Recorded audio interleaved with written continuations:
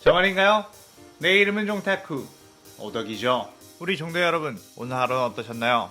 오늘은 인기 애니메이션 귀멸의 칼날에서 혈기가 아닌 인물들이 아무도 죽지 않은 전개로 흘러간다면 어떻게 될지에 대한 가상 시나리오 오브 에필로그입니다. 이 영상에는 원작의 스포일러와 개인적인 견해가 있으니 그 점 유의하시길 바랍니다. 大丈夫ですか? 그럼 시작해볼까요? 저번 영상에서는 모든 귀살대 주요 인물들이 살아남으며 혈기와의 싸움에서 승리하는 것까지 전개했었죠. 저번 영상을 보지 않으신 분들은 보고 오신 뒤 이 영상을 이해하고 즐기는 데 수월하니 보고 오는 것 추천드리고요.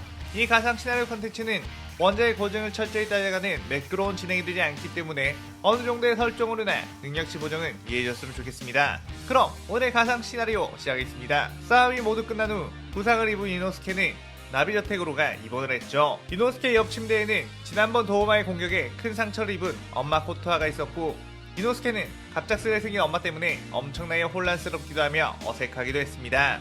괜히 단둘이 있으면 이상한 기분에 자꾸만 다른 곳으로 도망쳤고, 그런 이노스케를 보고 코토아는 그저 따뜻한 미소를 지었죠. 그렇게 매번 도망가는 이노스케를 잡아 다시 침대로 눕히는 아오이.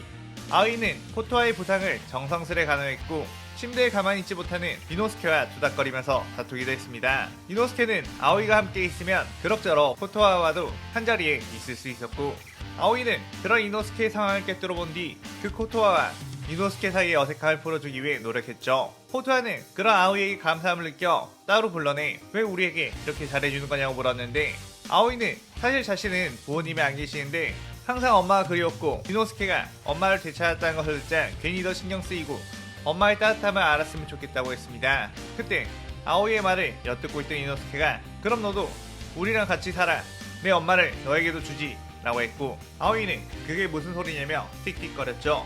그러자 코토아도 자신도 그렇게 말할 수 있다면 좋을 것 같다고, 이제 무장과의 싸움도 끝났으니 자유롭게 우리와 함께 나가서 사는 것은 어떠냐고 했습니다. 아오이는 안 그래도 귀살대가 해체되면 나비저택을 떠나 다양한 세상을 보고 싶은 생각이 들었지만 막상 혼자가 되려니 두려웠던 상황이었죠.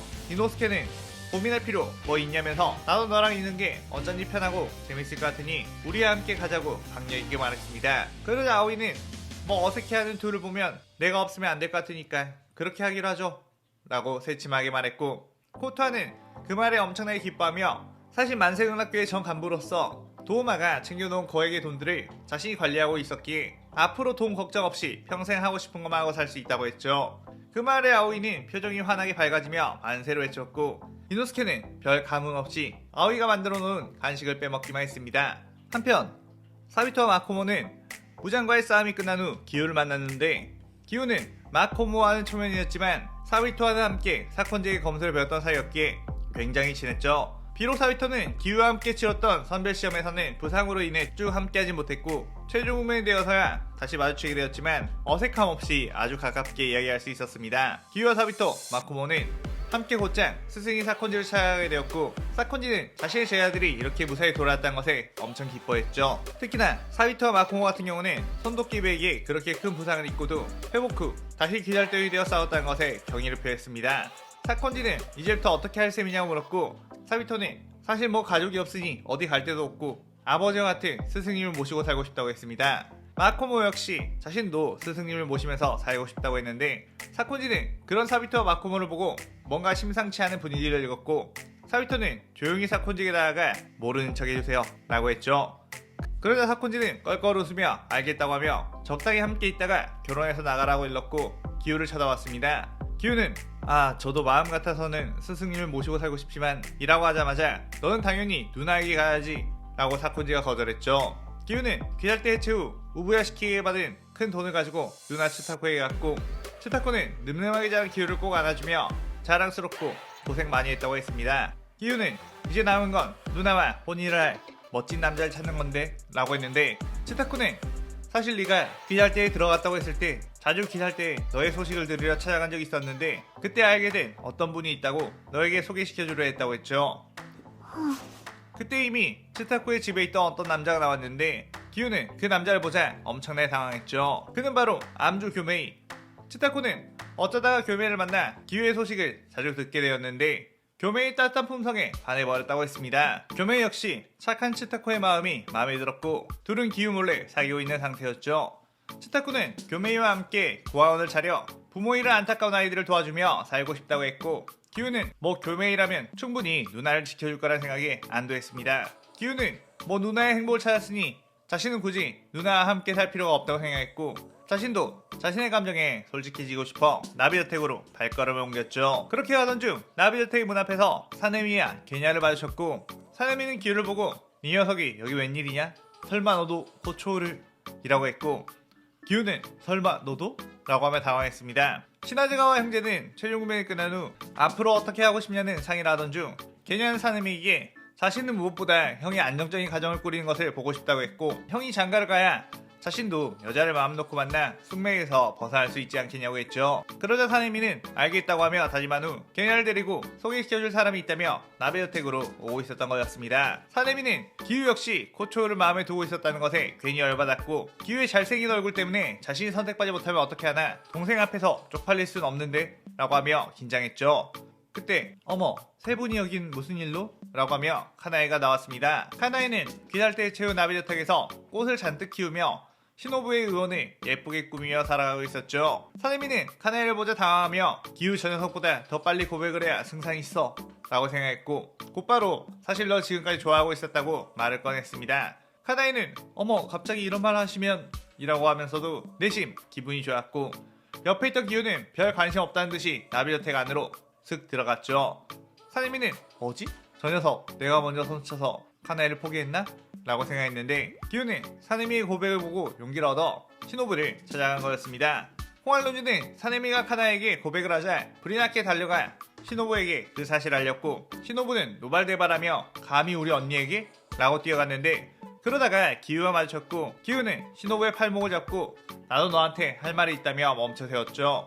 시노부는 지금 바쁘니까 할 거면 얼른 말하세요 라고 재촉했고, 기우는 덤덤히 널 좋아한다고 했습니다. 시노부는 할 말 다 끝났죠? 저는 그럼 이만 이라고 하며 카나에를 쫓아가려고 몇 걸음 옮기다가 기우가 했던 말의 뜻이 그제야 생각이 났고 그 자리에서 털썩 주저앉아 버렸죠. 시노부 역시 사실은 시크하고 잘생긴 기우를 몰래 분모해왔었고, 겉으로는 틱틱거렸지만 마음만큼은 소녀 감성이었던 시노부라 갑작스러운 고백을 듣고 심장이 터져버릴 것 같았습니다. 시노부는 그렇게 저도 좋아해요 라고 말했고, 한나란 씨의 코초자매는 든든한 남자친구가 생겨버렸죠. 한편 최종 구매에서 살아남은 모라타는 당주로부터 무수한 보상금을 받아 커다란 도시락 가게를 열게 되었는데, 누군가가 그 가게를 들어오더니 엄청나게 열받아 했죠. 모라타는 그를 보고 너는 귀살대 동기였던 큐브 스테이크? 라고 했습니다. 큐브 스테이크는 귀살대를 그만두지 않고 조금만 더 만만한 혈기를 잡고 버텼더라면 나도 큰 돈을 받을 수 있었을 텐데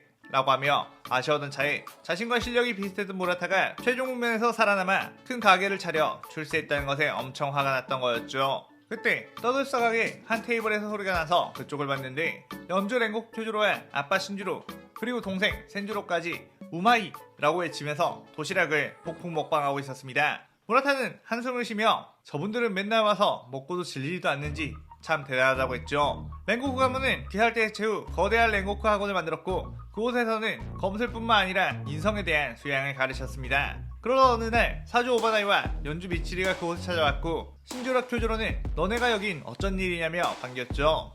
오바나이를 쑥스러워하면서 사실 미치리와 제가 결혼하기로 했는데 미리 말씀을 드리려 찾아왔다고 했습니다. 신주로 같은 경우는 오바나이를 죽음의 위기에서 구해준 뒤 귀살대에 들어올 수 있도록 힘을 써준 은인이나 다름없었고, 쿄로 같은 경우는 미치리의 검술 사범이자 그녀가 주가 될 수 있도록 엄청나게 지원을 해준 오빠 같은 존재였죠. 그들 말을 들은 랭콕 부자는 자신의 일처럼 기뻐했고 뜨거운 결혼식을 열어줘야 했다며 결혼식의 비용을 랭고쿠가 해서 전부 지원을 해주겠다고 했습니다. 미치리와 오바나이는 자신들도 돈이 있으니 그럴 필요 없다고 사양했지만 이번만큼은 내 체면을 살려주라는 신주로의 단호한 말에 감사하다고 받아들였죠. 그렇게 오바나이, 미치리의 결혼식, 모든 기살대원들이 다시 모였고 그들의 결혼을 축하하게 되었습니다. 그때 토키토 형제도 오게 되었는데 그들은 여전히 수닥거리면서 다퉜지만 최고의 검사와 최고의 대장장이라는 목표로 살아가고 있다며 많은 이들에게 응원을 받았죠. 또한 그곳에서 오랜만에 탄지로 세대의 검사들 카나오 제니치, 이노스케, 게냐가 만나며 회포를 풀었는데, 제니치는 인간이 된 네즈코에게 보고 싶었다며 사랑한다고 달려들었고, 그때 뒤에 있던 지고로가 제니치에게 꿀밤을 날리며 다짜고짜 숙녀에게 덤벼드는 건 신사가 아니라고 해서 모두가 웃음바다가 되었습니다. 카마도 남매와 함께온 탄주로는 지고로 씨는 여전하시군요 라고 했고, 지고로는 탄주를 보고 오, 자네는 예전보다 더 혈색이 좋아진 것 같은데 예전에 한참 기살돈으로 있을 땐 곧 죽을 것 같은 얼굴을 하고 있었는데 말이야 라고 했죠.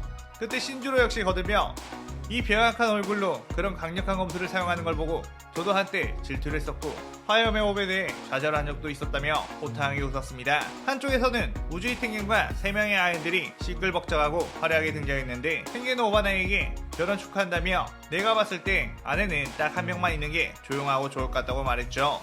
그러자 3명의 아이들은 그럼 펭귄님은 우리 중 한 명만 고를 수 있느냐고 반발했고, 펭귄은 물론 나는 너네 3명이 전부 다 필요하지 라고 하며 식은땀을 흘렸습니다. 탄지로는 오랜만에 만난 카나오와 잘 지내느냐고 안부를 물었고, 지금 카나에와 시노부는 각자 연애하느라 바쁘다고 말했죠. 그러자 탄지로는 카나오에게 너는 마음에 드는 남자 없느냐고 물었는데, 카나오는 머뭇머뭇거리고 있다가 동전을 꺼냈습니다. 탄지로는 그 동전은? 이라고 하자 카나오는 동전을 던진 후 잡은 뒤 결심했다는 듯이 심호흡을 한번 하고 나는 네가 보고 싶었어 라고 말했죠. 탄지로는 그에 환하게 웃으며 나도 엄청 보고 싶었어. 비할 때 동기로서가 아닌 여자로서 말이야 라고 하며 핑크빛 미소를 날렸고, 이 에필로그가 끝이 나게 됩니다.